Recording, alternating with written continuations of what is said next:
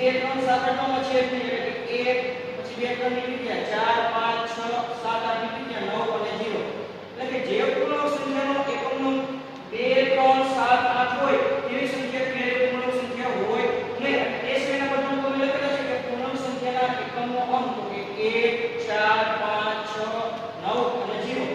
તો જ્યારે પૂર્ણાંક સંખ્યાનો એકમનો 1 હોય અને એનું તમે વર્ગમૂળ શોધો તો એકમનો તમને શું મળે 1 અથવા 9 મળે.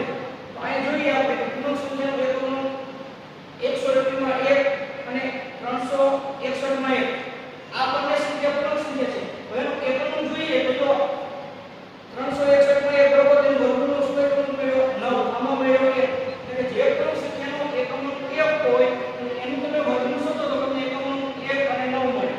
જે પૂર્ણાંક સંખ્યાનો એકમનો 4 હોય અને એનું તમે વર્ગમૂળ શોધો તો તમને એકમનો 2 અથવા 8 મળે. તો જો પૂર્ણાંક સંખ્યાનો એકમનો 4 144 માં 4 એનું વર્ગમૂળ તો કે 12 એટલે 12 નો એકમનો 1 પછી 324 માં એકમનો 4 પૂર્ણાંક સંખ્યા એનું વર્ગમૂળ 18 એટલે કે આમાં એકમનો 8 એટલે જે પૂર્ણાંક સંખ્યાનો એકમનો 8 હોય અને એનું તમે વર્ગમૂળ શોધો તો તમને એકમનો 2 અથવા 8 મળે. અને જે પૂર્ણાંક સંખ્યાનો એકમનો 5 હોય અને એનું તમે વર્ગમૂળ શોધો તો તમને એકમનો 5 જ મળે. 225 પૂર્ણાંક સંખ્યા છે એનો એકમનો 5 હોય તો 215 બરોબર 115 સોરી 15 એનો એકમનો 5 છે બરોબર. જે પૂર્ણાંક સંખ્યાનો એકમનો 6 હોય અને એનું તમે વર્ગમૂળ શોધો તો તમને એકમનો 4 અથવા 6 મળે. જે પૂર્ણાંક સંખ્યાનો એકમનો 9 હોય અને એનું તમે વર્ગમૂળ શોધો તો તમને એકમનો 3 અથવા 7 મળે. અને જે પૂર્ણાંક સંખ્યાનો એકમનો 0 હોય અને એનું તમે વર્ગમૂળ શોધો તો તમને એકમનો 0 જ મળે. એટલે ખાસ તમારે કે આ પૈયા હોવા જોઈએ કે એકમનો 1 એનું વર્ગમૂળ શોધતા તમને એકમનો 1 અથવા 9 મળે. એકમનો 4 એનું વર્ગમૂળ શોધતા તમને એકમનો 2 અથવા 8 મળે. એકમનો 5 એનું વર્ગમૂળ શોધો તો તમને એકમનો 5 મળે. એકમનો 6 વર્ગમૂળ શોધો તો 4 અથવા 6 મળે. એકમનો 9 એનું વર્ગમૂળ શોધો તો એકમનો 3 અથવા 7 મળે. અને એકમનો 0 એનું વર્ગમૂળ શોધો તો એકમનો 0 મળે. હવે આપણે વૈજ્ઞાનિક પદ્ધતિથી વર્ગમૂળ શોધતા શીખીએ તો ઉદાહરણ આપ્યું છે 4489. તો પહેલા તમારે ખાસ ધ્યાનમાં રાખવાનું કે જમણી બાજુથી કેમની જોડી બનાવવાની. જમણી બાજુ એટલે આ એથી કેમની જોડી બનાવો પછી જેટલાની જોડી બનાવો.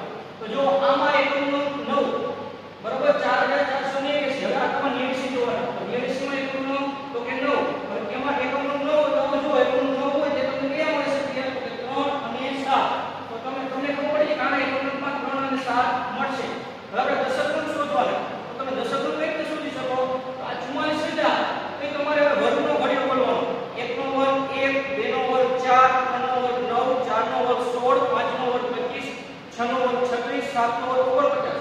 7 નો વર્ગ 44 નો ઘટી જાય તો 6 નો વર્ગ 26. તો બંને જગ્યાએ તમારે 6 6 મૂકવાના.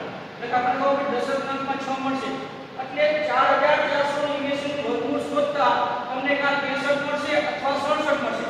તો હવે આ બંનેમાંથી કયા આવશે તમારે નક્કી કરવા હોય તો 6 પછી કઈ સંખ્યા આવે તો કે 7. 6 પછી ક્રમશઃ આવે 7. આ બંનેનો ગુણાકાર કેવો થાય 6 * 42. તો આ 42 કરતા 44 કેવા તો કે મોટા. 42 કરતા 44 મોટા. તો આ બંનેમાં મોટી સંખ્યા 67. એટલે કે 4489 નું વર્ગમૂળ 4489 નું વર્ગમૂળ 67 મળે. એ રીતે આપણે કેટલા કરવાની 784. તો પહેલા તમારે જોવાનું કે જમણી બાજુથી બે અંકની જોડી બનાવો. જમણી બાજુથી બે અંકની જોડી કેટલા વધ્યા? આ બરાબર 7 વધ્યા. કઈ વાંધો એક અંક વધે તો ચાલે, બે અંક વધે તો ચાલે. હવે એકમનો 4 અત્યારે આપણે વર્ગમૂળ શોધવું હોય તો આપણે એકમ કયો મળશે? 4 સામે તો કે 2 અથવા 8. તો એકમનો આપણે કયો મળશે? 2 અથવા 8. હવે આપણે દશકનું શોધવાનું હોય તો વર્ગનો ઘડિયો બોલવાનો. 7 નો વર્ગ ક્યારે છે? 1 નો વર્ગ 1, 2 નો વર્ગ 4, 3 નો વર્ગ 9. 2 નો વર્ગ 4, 3 નો વર્ગ 9 થઈ જાય. 2 નો વર્ગ 4 લખવાનો થાય 2 લખવાના બની જગ્યાએ. એટલે આપણે દશકાંકમાં 2 મળશે. એટલે બે સંખ્યા સંભવિત થઈ. 784 નું વર્ગમૂળ આપણે ક્યાં 22 મળશે અથવા 40 મળશે. આ બંનેમાંથી કઈ તો કે 7 આપણે કેટલા લેતા 2 નો વર્ગ 4. અહીંયા 2 પછી ક્રમશઃ સંખ્યા 3 2 કરીને 6. આ 6 કરતા 7 કેવા તો કે મોટા.